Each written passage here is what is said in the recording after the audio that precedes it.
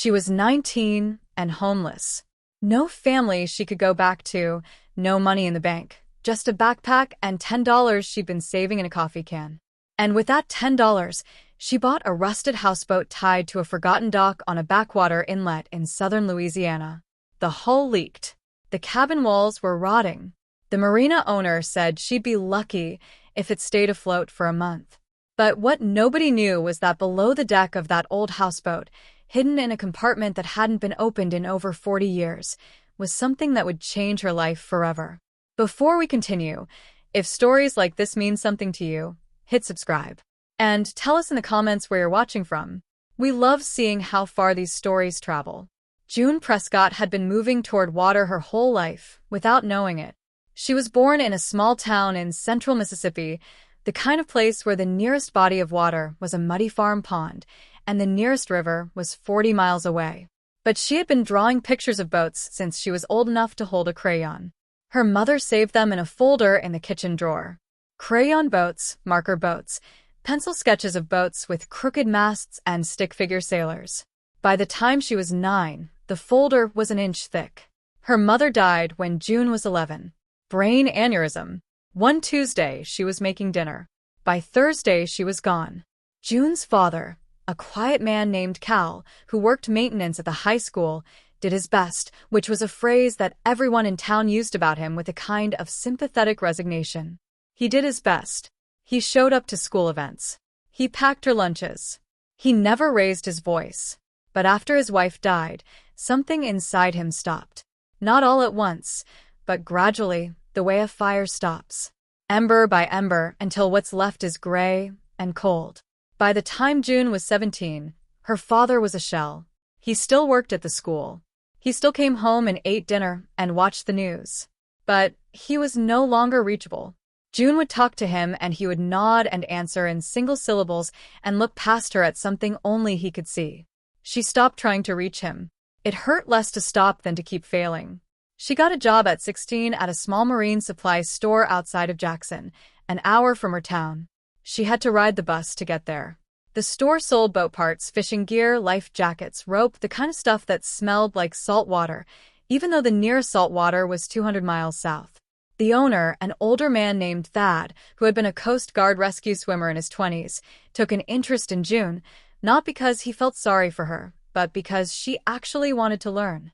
She memorized the parts catalogs. She learned the difference between marine epoxy and regular epoxy.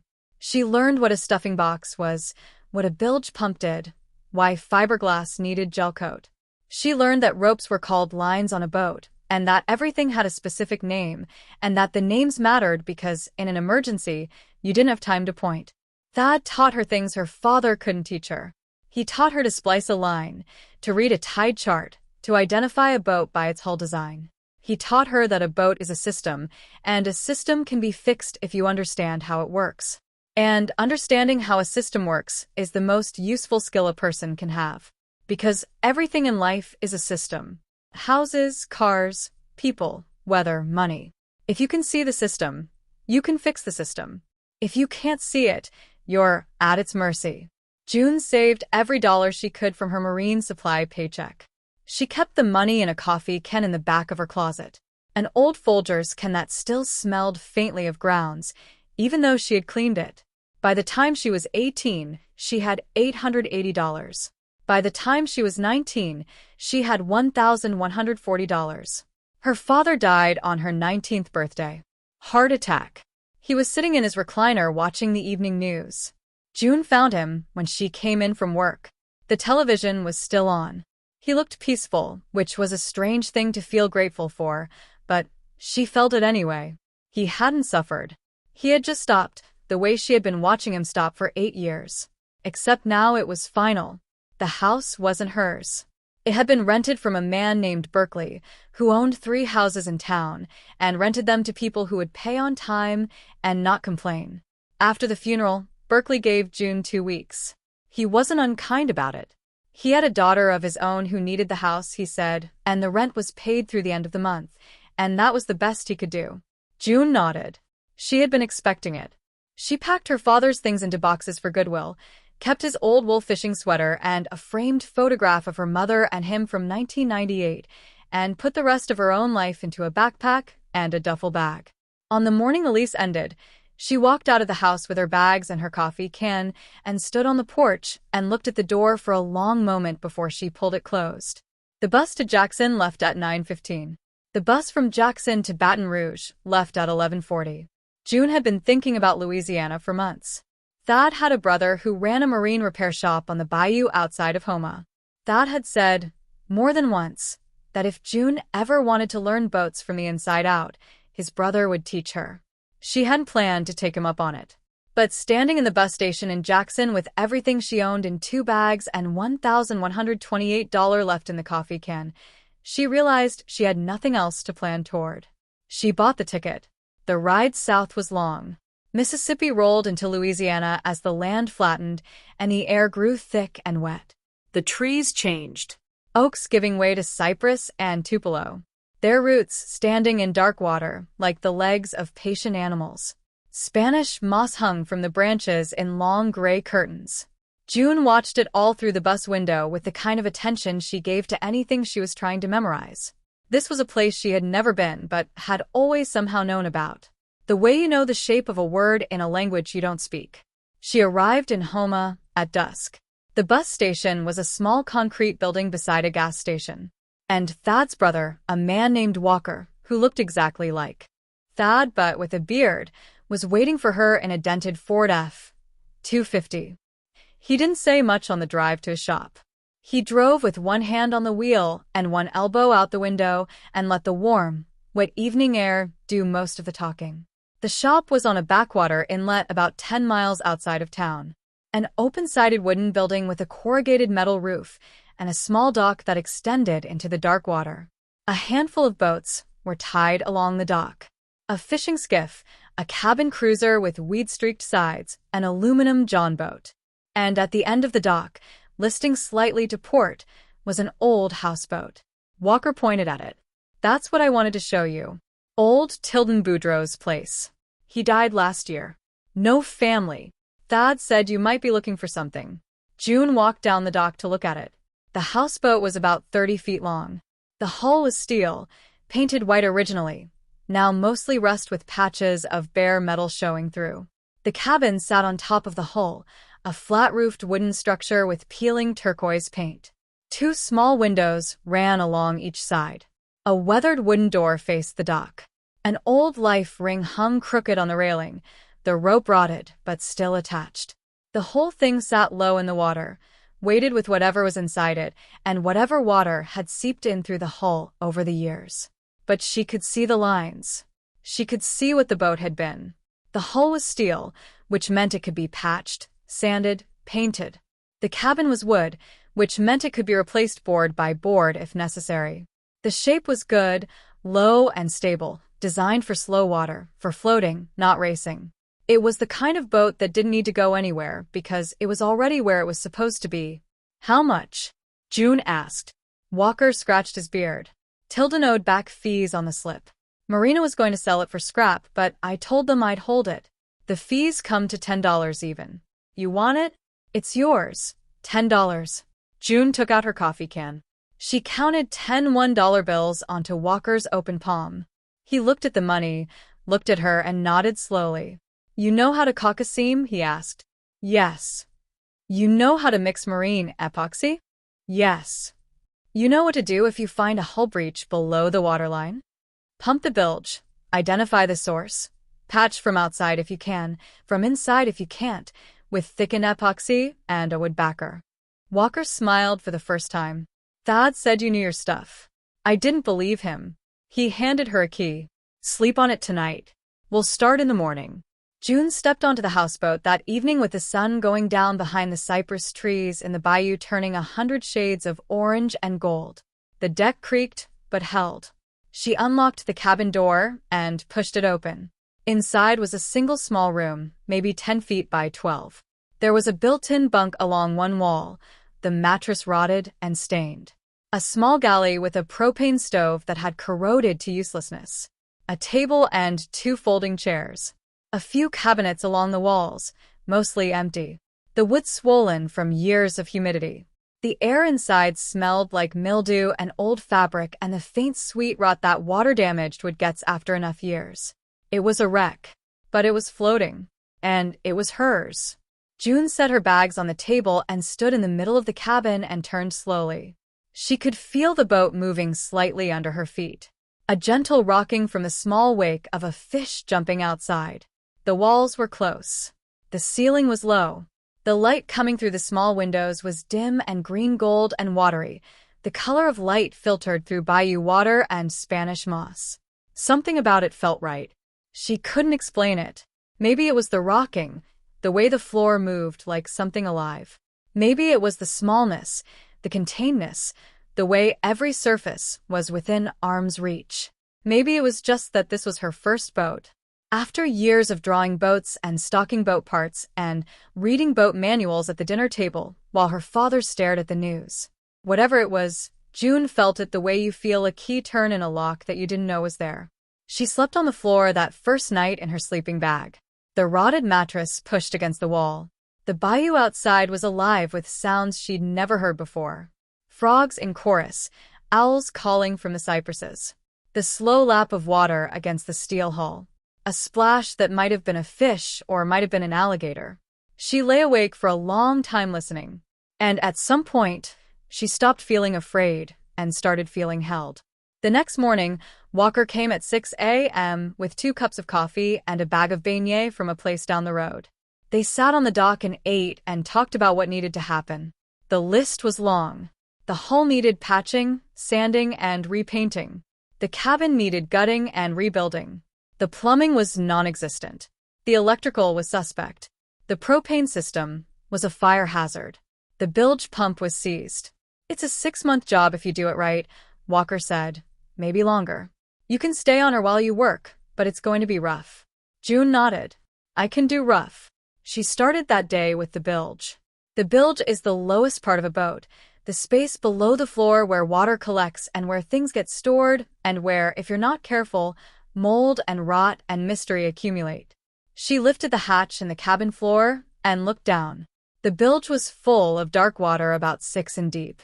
She bailed it out with a coffee can and a bucket, scooping the water and dumping it overboard. Working in cramped quarters with her back bent. It took 2 hours. When the water was out, she shined her flashlight into the bilge and saw what was on the bottom. A wooden footlocker. It was old, the kind of footlocker that soldiers used to take to war. Brass corners, leather straps, a heavy padlock. It was sitting on a wooden platform that had been built up from the bottom of the bilge to keep it above the waterline. Whoever had put it there had cared about keeping it dry. The platform was rotted now, the wood soft, but the footlocker itself looked intact. The brass was tarnished but solid. The leather straps were dry.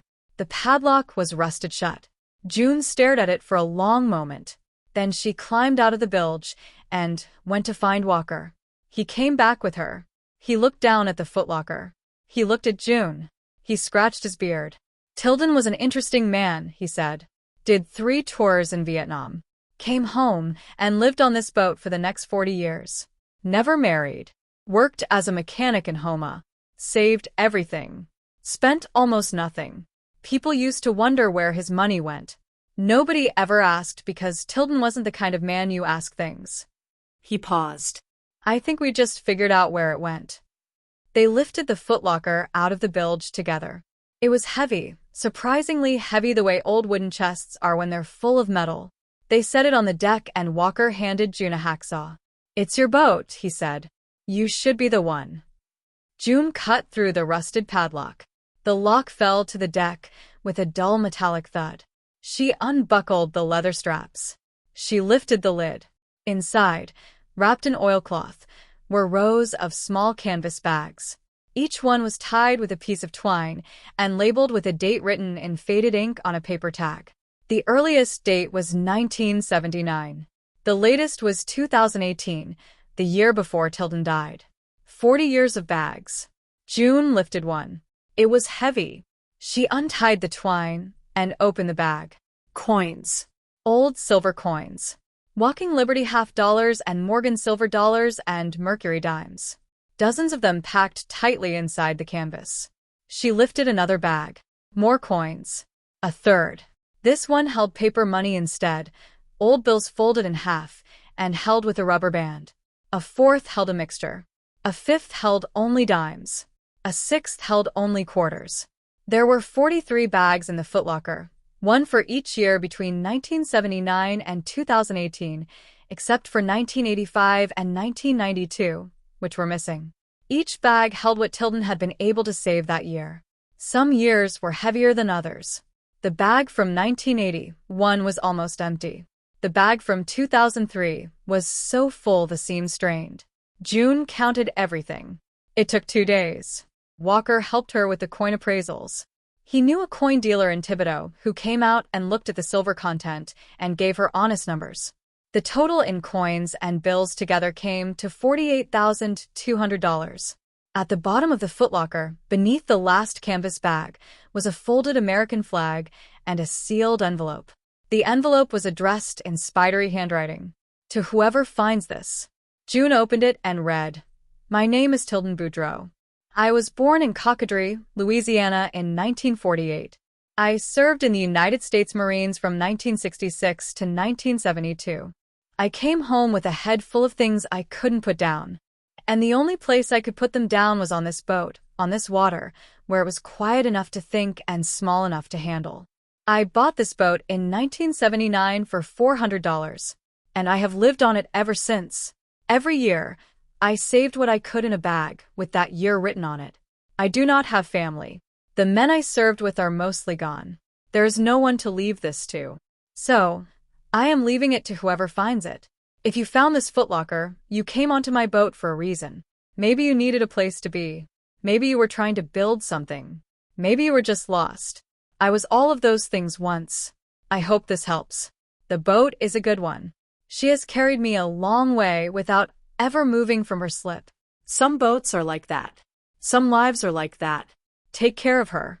Tilden Boudreaux, May 2018. June read the letter twice. Then she folded it carefully and put it back in the envelope and sat on the deck of the houseboat with the morning sun coming up over the bayou and the cypresses casting long shadows on the water. She didn't cry, but her throat was tight and she thought about her mother and her father and Tilden Boudreaux and everyone she had ever loved and lost. And she understood, for the first time in her life, that being lost and being found were not opposites. They were the same thing, just at different times. If you're enjoying this story, take a second and subscribe. It helps us keep making stories like this one. And tell us in the comments, have you ever found something on the water that changed how you saw your own life? Walker helped her open a bank account in Houma the next day. He drove her in the dented F-250 and waited in the parking lot while she went inside with the canvas bags and a paper grocery sack. The teller was a young woman about June's age who took one look at the contents and called for the manager. The manager, a Cajun woman in her 50s named Therese, looked at June carefully and asked if she could explain. June showed her Tilden's letter. Therese read it slowly, her finger moving across the lines, and then she handed it back and said, "You take care of that boat, Cher. Tilden was a good man." June used part of the money to do the work right. She rebuilt the houseboat over the next 8 months, working alongside Walker in his shop, learning everything she could about hull repair and marine carpentry and electrical systems. The hull came first. They hauled the boat out of the water using a winch system Walker had built years ago, sliding it slowly up onto a set of heavy wooden blocks in the yard behind his shop. Out of the water, the houseboat looked even worse than June had expected. The hull was pitted with rust along the entire waterline, and below the waterline, she could see 2 places where the steel had been patched once before, decades ago, with what looked like sheet metal screwed in place. Whoever had done it had done a quick job. The patches were still holding, but barely. She sanded the entire hull down to bare metal, working with a power sander hour after hour, her arms shaking by the end of each day. The work was loud and dirty, and her ears rang at night even with phone plugs, and her shoulders ached so badly she could barely raise them above her head when she got into her sleeping bag at the end of the day. But she kept going. Day by day, the rust came off and the bare steel appeared underneath, dull silver in the morning light, warming to bronze when the afternoon sun hit it. By the end of the second week, the hull was clean. Then she ground out the rust spots with a wire brush attachment, treated them with phosphoric acid to convert any remaining rust to inert iron phosphate, and applied marine epoxy to the worst sections, building up the metal with thickened resin layer by layer. Walker showed her how to feather the edges so the patches would flow smoothly into the surrounding steel. He showed her how to mix the epoxy to the right consistency, not too thin, not too thick, the way you mix peanut butter and jelly for a sandwich, he said, until it stays where you put it. She did the bow first because the bow was the worst, and when she got it right, she did the rest the same way. She sealed everything with 2 coats of epoxy primer, white, gray, and dense, the kind that bonds to steel like skin. Then 3 coats of marine enamel in a deep dark blue that Walker said reminded him of the Gulf at midnight. The color came from a paint mixer at a marine supply in Homa, who had been blending custom marine paints for 30 years, and who took one look at June and said, "I know exactly what color you want. Hold on." He came back with a quart of dark blue so deep it looked almost black, and when June painted the first stripe on the bare hull and stepped back, she knew he was right. It was the color of water at night, the color of sleep without dreams, the color of safety. When the hull was done, it looked like a different boat. It looked like a boat that wanted to live. Walker stood beside her in the yard the day she finished the 3rd coat and said, "I have been working on boats for 35 years, and I've never seen a first-time hull job that good." He didn't say anything else. He didn't need to. The cabin was next. She got it down to the steel frame of the deck, pulling out the rotted plywood walls in chunks, ripping out the corroded wiring, removing the broken propane stove with a wrench, and a lot of swearing. She filled 3 trash bags with mildewed insulation and old fabric and the carcasses of dead spiders. When the cabin was empty, the steel deck and the frame stood bare in the bayou sun, and she could see the bones of what she was rebuilding. She rebuilt the walls with marine plywood and cedar siding, insulating between the studs with closed cell foam, and adding 2 new windows on each side, larger ones, so the cabin would fill with light. She rebuilt the roof with marine plywood, rolled roofing material, and a small skylight in the center that let a beam of sun fall directly onto the table she was going to build. She tore out the corroded propane stove and installed a new one, properly vented this time with a regulator and a shutoff valve and a CO detector mounted to the cabin ceiling above it. She replaced all the wiring with marine-grade cable, color-coded the way Thad had taught her, and added a solar panel on the roof connected to a battery bank in a sealed compartment beneath the bunk. She installed a freshwater tank that held 30 gallons and a hand pump and a small composting toilet behind a curtain in the corner.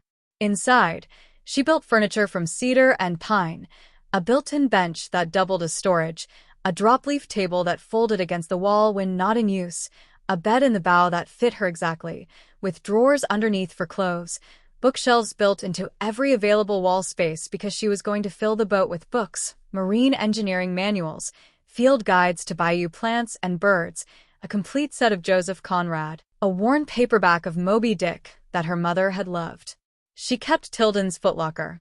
She cleaned the brass corners, oiled the leather straps, and placed it under the bed where she could see it when she made the bed in the morning. She kept the folded American flag and the letter inside, along with one bag from 1979, the year Tilden had bought the boat. The bag was empty now, but she liked having it there, a reminder of where everything had started. By the 8th month, the houseboat was something extraordinary.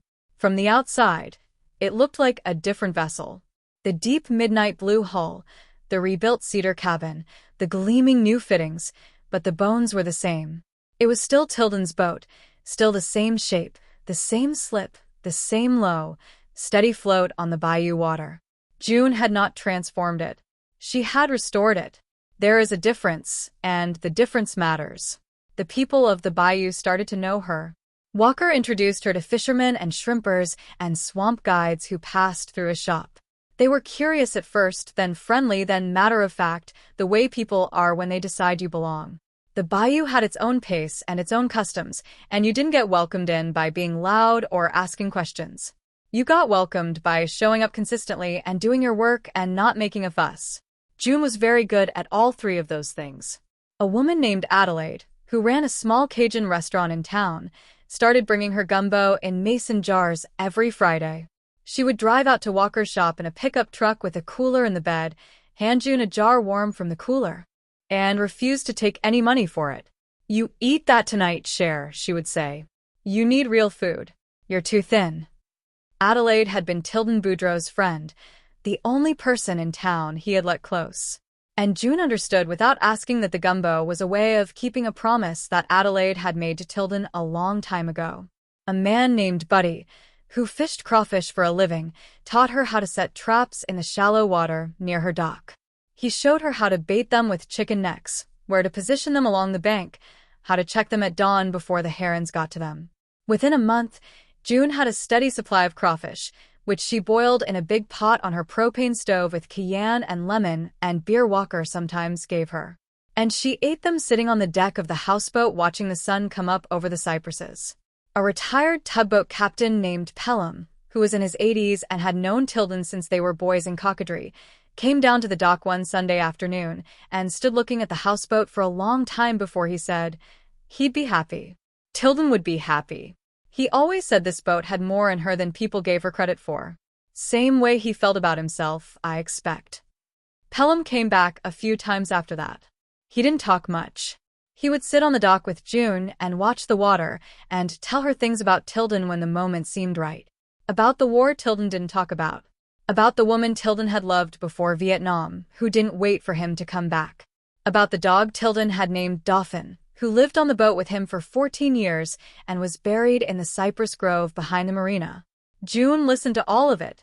She wrote some of it down in a small notebook she kept in the drawer beneath her bed, beside the empty 1979 canvas bag and Tilden's letter. She felt like she was building a record of someone she had never met, the way you might piece together a portrait from fragments. A story here, a photograph there, an empty bag with a date written on it. By the time June had been in Homa for 6 months, she felt like she knew Tilden Boudreau better than she had known her own father. June started working part-time at Walker's shop in exchange for slip fees and shop access. She was good at the work, and she learned fast, and she didn't talk much, which Walker said was the best combination he'd ever found in an employee.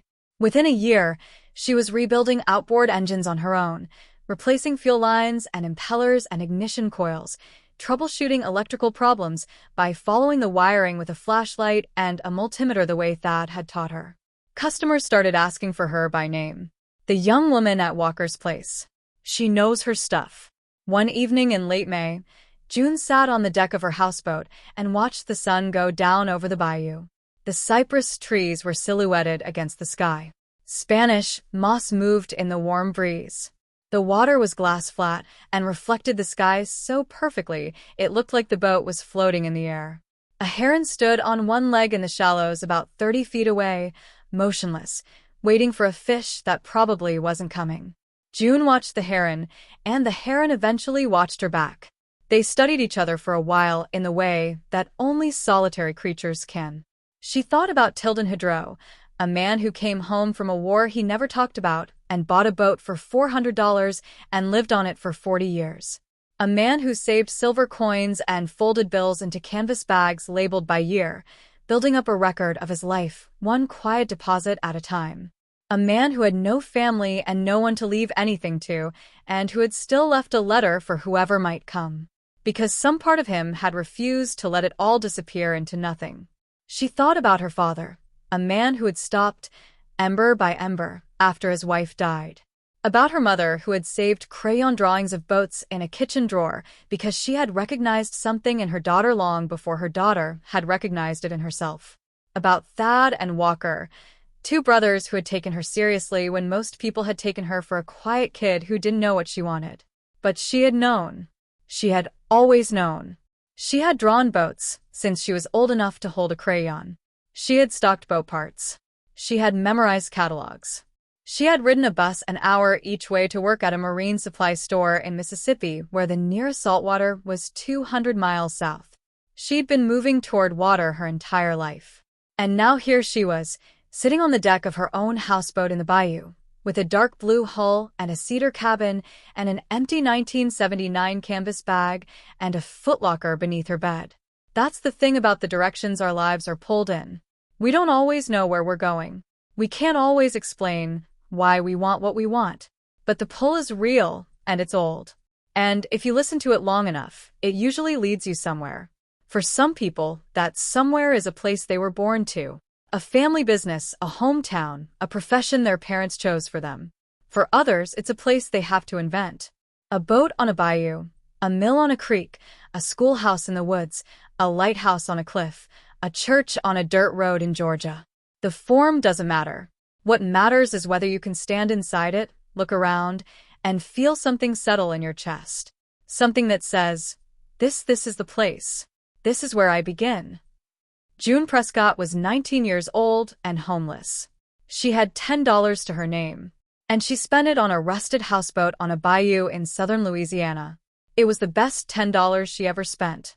If this story moved you, subscribe to the channel and share it with someone who needs to hear it. And tell us in the comments, what's a place you've been pulled toward your whole life? We'd love to hear your story. See you in the next one.